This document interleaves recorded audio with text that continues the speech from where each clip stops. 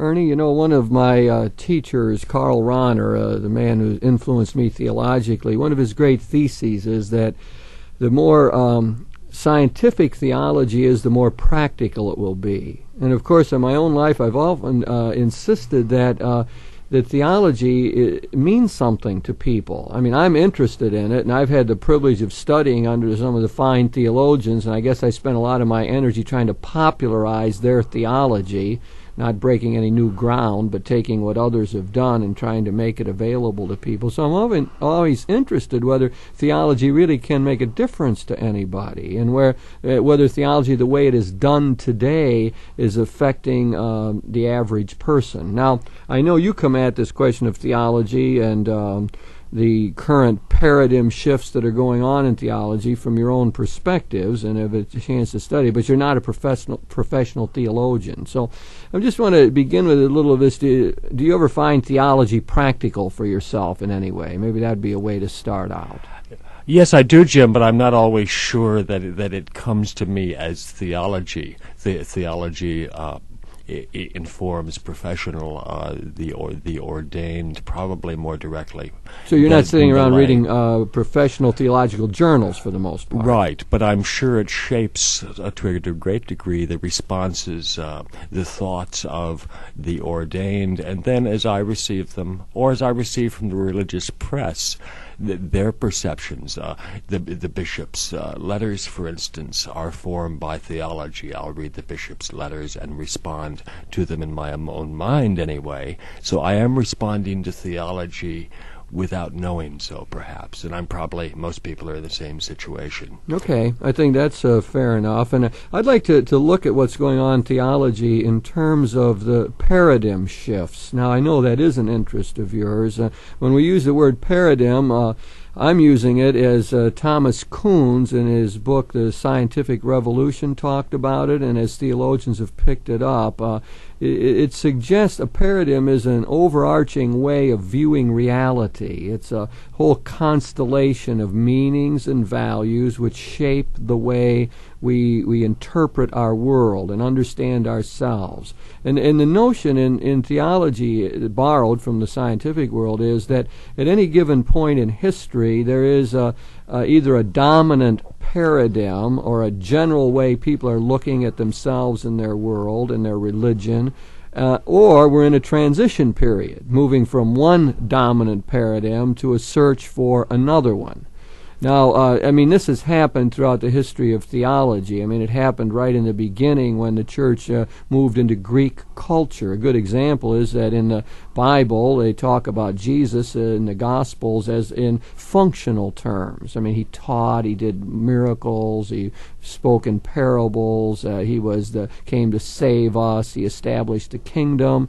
Those are all understandable notions. They're functional. But when Christianity got preached to Greek-speaking people and was interacting with Greek culture, they found a need to say, well, who is this Jesus? And what is his nature? Because that was their way of looking at the world. So a new paradigm developed, which was summarized by the idea that Jesus was one divine person with two natures, divine and human. Council of Chalcedon in 451.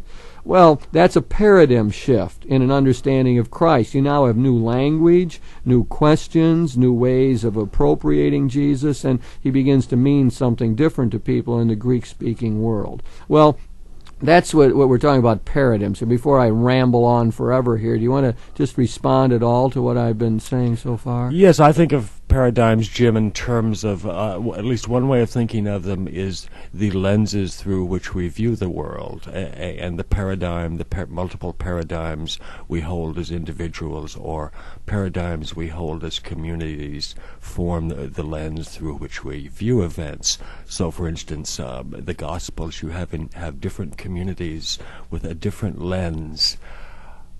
They emphasize some elements of the Gospels. They suppress other elements of the Gospels based on how their paradigm, what values are critical to them within their paradigm. Your example of the Greeks, for instance, and the values they held, the lens through which they viewed the Christian message, changes the message. We're making the assumption there is some basic bottom line knowledge available in the Gospels, perhaps, and then it is shaped and formed and held up, emphasized, or suppressed according to the lens, the paradigm we view it through. Yeah, you use the metaphor of lens, and I think that's a good one, because the lens determines what you see very often and what you miss, and the angle of vision that you bring to bear on any reality, and the perspective within which you see it will change your viewpoint on the whole thing. Exactly. It also might tend to close out, and does tend to close out, looking at it from another direction. When we think of a predominantly white, European, Western theology, for instance, how much it excludes or suppresses, not intentionally, it's just the lens. The people who have developed the lens, passed us the lens, look at it in a particular way. Yeah, and what you're suggesting is we get that from the culture in which we live. The paradigms with which we work are a product of cultural, societal, religious, political, economic factors. They all go together to create a worldview or a mindset or a particular way of viewing reality. Yes, I like the worldview idea particularly.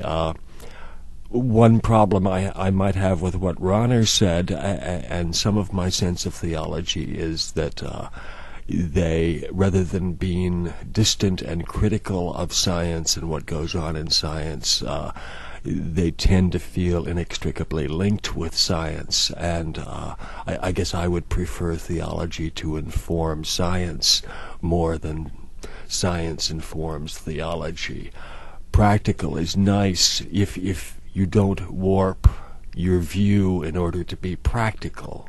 Of course, Rahner, when he said that the more scientific theology is, what he meant was that the more that theology was true to its own nature, the more it was in touch with the tradition, understood it, the opinions, the development of questions, the biblical material, and so on. That's one way he wanted it to be scientific. The other way it was to be scientific was to be in touch with the questions of the age, to know how people were probing their faith at the current moment.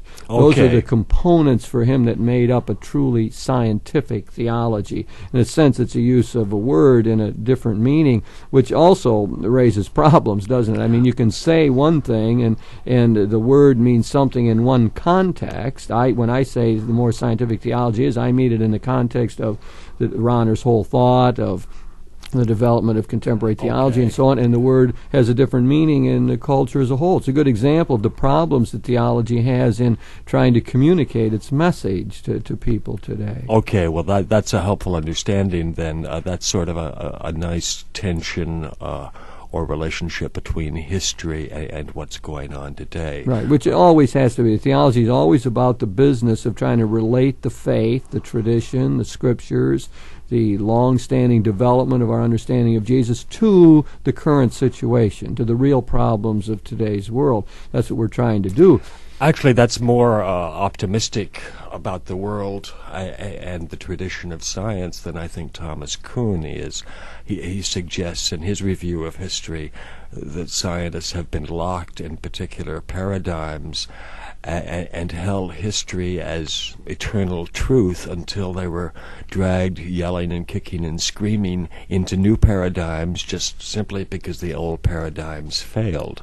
It sounds to me that theology has been more intentional and more process-oriented than empirical and linearly oriented. Well, we could probably make the same criticism of the world of theology that you have just suggested applies to the world of science. I mean, we could take something about for example, the theologians' response to the modern evolutionary theory.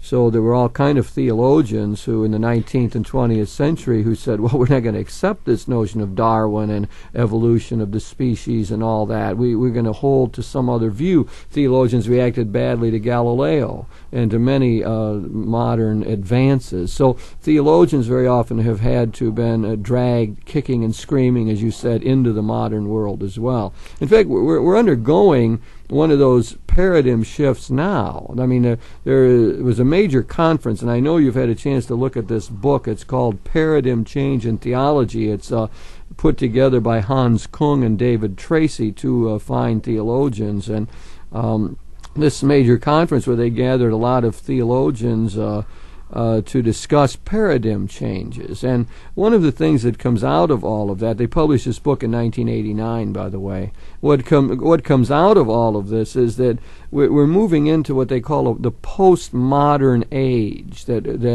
Theology now is postmodern.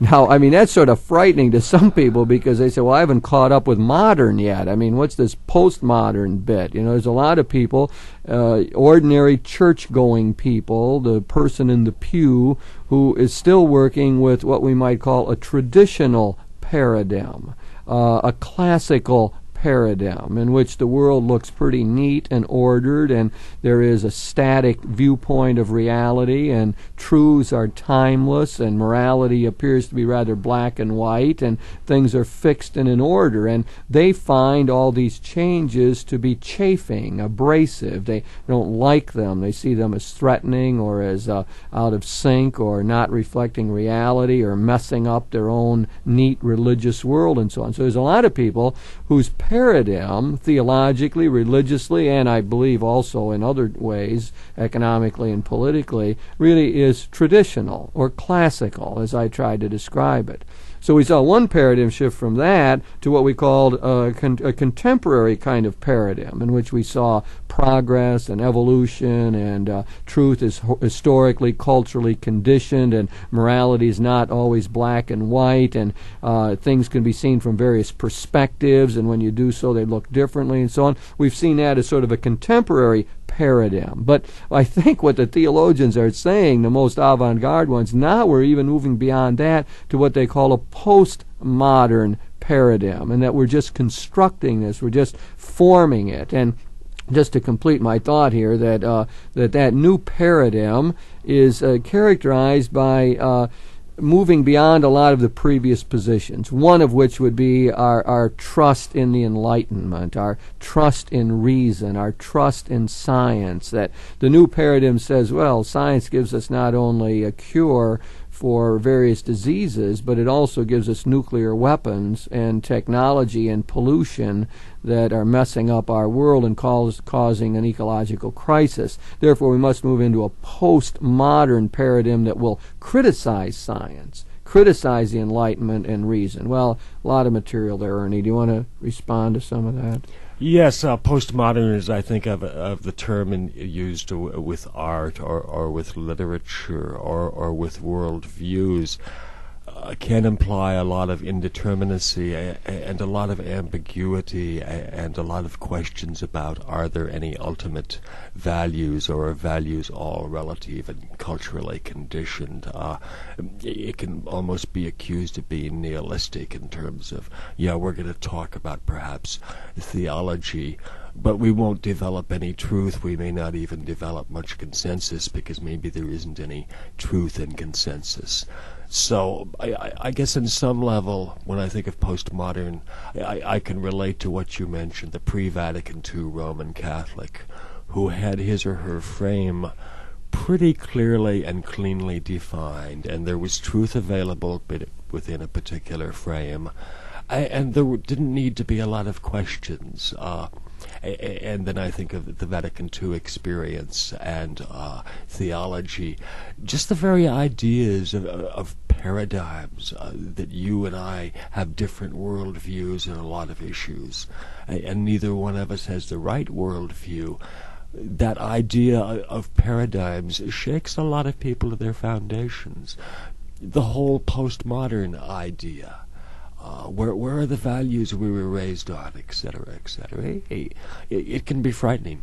Yes, it is indeed, and it's especially scary, I think, to people who are just in process of catching up with the previous shift that we've described, a shift from the classical to a contemporary kind of mindset, and then to say, hey, wait a second, I'm just sort of beginning to get comfortable with some of the changes in the church. I'm just starting to understand a little bit of this theology that I keep hearing about, and some of the sermons or homilies are making a little sense to me now, and all of this, and saying, wait a second, you're talking postmodern. What is this?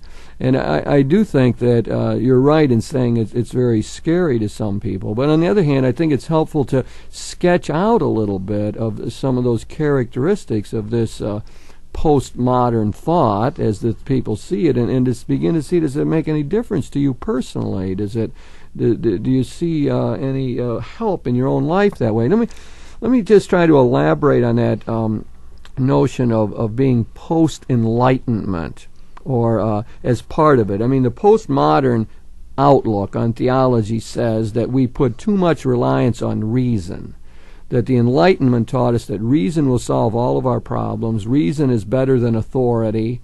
Don't do what the church says or what the state says. Think for yourself.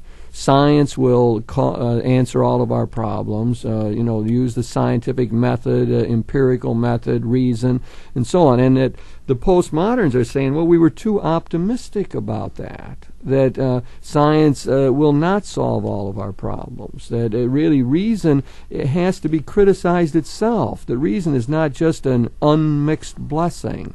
That when people become too rational, they lose their emotional side, for example. They lose their imagination. Someone, Chesterton, I think, said that the problem with rationalism was that you lost everything but your mind. Yes. I mean, it's so that it becomes a question here. This is one of the criticisms. In other words, that they're saying a postmodern theology must remember that we are more than just reason, and that we must criticize science and not just say, well, it's terrific and it's going to solve all of our problems. And it's, this is the way the world is, that science has the answer today for the nature of the world, how it works, what the hierarchies might be, etc. Two elements which inform what we're talking about, I think. Kuhn said that paradigms change because of crises, and looking at paradigms of theology, and theology attempting to address the world and how it operates today, we can't look at the world without being aware of an immense number of crises. And we're almost obligated to try to find a paradigm which will make sense of these crises and our responses to these crises. Another element that informs it is the old saying in psychology: if what you're doing isn't working, do something else. Now, a paradigm of theology that doesn't work, doesn't address or organize our responses to the world as it is, doesn't give us some guidance in addressing the Persian Gulf, or the savings and loan, or the Ohio gubernatorial race, is not really relevant. It's not working in terms of providing answers to you. Perhaps it provides you answers, but it doesn't come down to the layperson. Yeah, that's really well said, Ernie. Your phrases that stuck in my mind were that the way the paradigm should help organize the responses, you said, and if it doesn't work, then it isn't helping you live better. Exactly. That's right. So when theology is done well and articulated properly, the person hearing the message, in a sense, is going to say, oh, yes, that resonates with me, that organizes my thinking, it helps me see things I didn't see before, it puts something in perspective that will enable me to function more effectively, and it will, is a very good phrase, organize my responses. And also organize my experience. Yes. Experience as it lies now is a whole bunch of random elements that don't always fit together without something like a picture frame to organize to help them. Mm-hmm. Like a picture frame, yeah, in which you can end up being able to see things. And I guess that what many people are feeling is that theology hasn't done that for them. Now, I must say, if I just speak personally on that, that is what the theology of Karl Rahner has done for me. I mean, I understand that functionally. I mean, when I read Rahner, I say, oh, yeah, that makes sense to me. That fits my experience. Oh, if I remembered that, it would help me deal with this problem, or it would enable me to make this kind of progress in my life. In other words, the Rahnerian framework, the way of looking at the world, just makes so much sense to me. I mean, it becomes crucially important. I remember when I was first learning it in any detail was when I was studying in New York and taking a class from Gabriel Moran, who wrote in the area of religious education and so on. Well, Moran was very much of a Rahnerian, and I remember thinking to myself, I'd do anything to get to that class. We had this big snowstorm. I said, I'm going to walk through that snowstorm to get to this class. And I remember there was a sister sitting next to me who used to fall asleep during class, and it always was remarkable to me that she could do that when we had all this really interesting material, and it was just fascinating to me. I was on every word, and she was sleeping during class. I mean, obviously it didn't resonate with her. It didn't make a difference. But I think that's what happens when theology is done well. Now, so when people start talking about a postmodern theology, if they want to leave Rahner behind, then I don't want to go with them. If the postmodern theology wants to say that Rahner's passé, that he doesn't speak to people's experience anymore, my experience is wrong. I mean, that paradigm works for me. That model makes sense. It helps me in my preaching, teaching, my personal life, and so on. Exactly, but you also being a thinker in paradigms recognize that while Rahner's thinking has been immensely useful to you, it can also suppress other possibilities, and you don't want to personally be in the position of the 19th century scientist who was locked into a particular paradigm which precluded other possibilities. You have something that works for you, and as long as you don't have too many anomalous experiences which don't fit your paradigm, then fine, hold on to it. But you also are sensitive to people who have other shapes and sizes of paradigms. That's absolutely correct, it seems to me. In the modern world, one has to be open to the other viewpoints. I mean, a perfect example of that is the way the Rahnerian theology has to be criticized by liberation theology, for example. When I read the liberation theologians, then I get a sense, well, you have to make sure that social justice is part of this project. We have to be concerned about the poor and the structures that seem to keep them from making progress. So the liberationists would add a dimension. However, I must say that when I read the liberationists, I still read them in terms of my own paradigm, my own fundamental viewpoint, and what I hope they do is enrich it. I sort of tend to bring them under that umbrella, and I can see in Rahner's thought an openness to this, and there's no reason why a Rahnerian can't say that work on behalf of justice is an essential part of the gospel, and that we have to look at the gospel from the viewpoint of the poor and hear their questions and not just the questions of academics.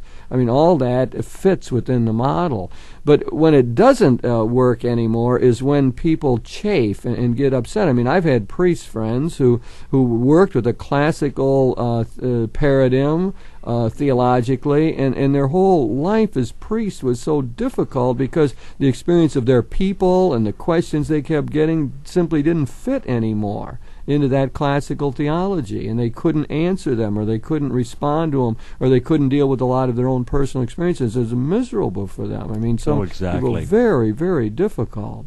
Tolstoy once said something that I think addresses that very nicely. He said, "I know that most men, including those at ease with problems of the greatest complexity, can seldom accept even the simplest and most obvious truth if it be such as would oblige them to admit the falsity of conclusions which they have delighted in explaining to colleagues, which they have proudly taught to others, and which they have woven thread by thread into the fabric of their lives." Oh, powerful statement, Ernie. Gee. Yes, and written a long time ago. And I think of the particular elements, the particular views that I hold, virtually in spite of all the information to the contrary.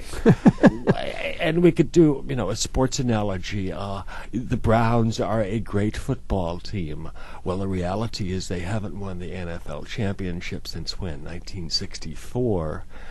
But my paradigm might be touching a lot of raw nerves there, Ernie. Yes. But Sorry, I still think the Browns are great, folks. Yeah, right. But that's a good example of how I'm holding on to a particular value, a particular worldview. In the face of evidence. Exactly. Yeah. Exactly. Because I've organized my life, my answers, what is important to me around What about going back to the crisis notion you raised from Thomas Kuhn in his book Scientific Revolution, that paradigm changes occur because of crises, because something is going on in the world that is threatening or that changes outlooks and so on. And I wonder if personally that doesn't happen, that people are more open to new opinions or theological viewpoints when they have personal problems, like they have a death of a loved one and they don't know how to handle it, or they lost their job and they want to know what to do with it, or they've had the birth of a baby and they don't know how to accept the joy that's involved. Yes, that's a good point. When I think of the people I work with who've had a recent grief experience, for instance, and their paradigm, their worldview has basically no place to put that experience, no frame that will account for that experience. And so they either do something with the paradigm, or they're in an immense amount of anxiety, and that's worth looking at. Yeah, it's a very difficult situation, but I mean, it does. A lot of times, people are open at that point to hear something else. It seems to me. Well, Ernie, we've been talking about paradigm changes in theology. My suggestion is we're moving into a postmodern age, which is frightening to people. I've looked at just one aspect of that we're not so optimistic about reason and science, and we begin to rethink what the faith might mean in that context.